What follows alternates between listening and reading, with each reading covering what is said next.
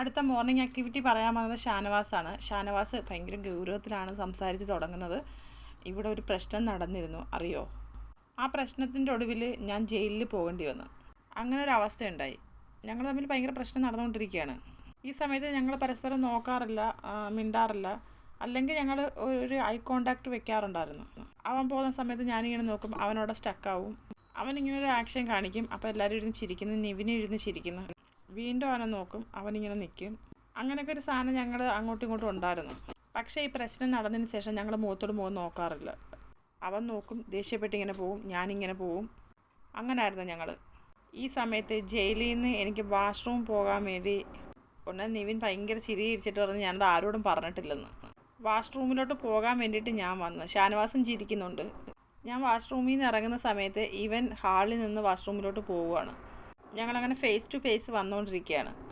ഈ ജയിലിലെ കോസ്റ്റ്യൂം ഭയങ്കര ലൂസാണ്. എൻ്റെ പാൻറ്റും കഴിഞ്ഞു പോയി. എല്ലാവരോടെ ഭയങ്കര ചിരിയാണ് അവിടെ. ഞാൻ അകത്ത് ഡ്രസ്സ് ഇട്ടിട്ടുണ്ടായിരുന്നു കേട്ടോ. പക്ഷേ എൻ്റെ പ്രശ്നം എന്താണെന്ന് വെച്ചാൽ ഞാൻ ഭയങ്കര സ്റ്റൈലിൽ ഇങ്ങനെ വരുക നടന്ന് കാണിക്കുന്നുണ്ട് ഷാനവാസ് അതെന്താ സംഭവിച്ചതെന്ന്. ആ സാധനം കഴിഞ്ഞു പോയി. ഞാനിങ്ങനെ കുനിഞ്ഞത് എടുക്കുന്നതായിട്ടൊക്കെ ആക്ഷൻ കാണിക്കുന്നുണ്ട് ഷാനവാസ്.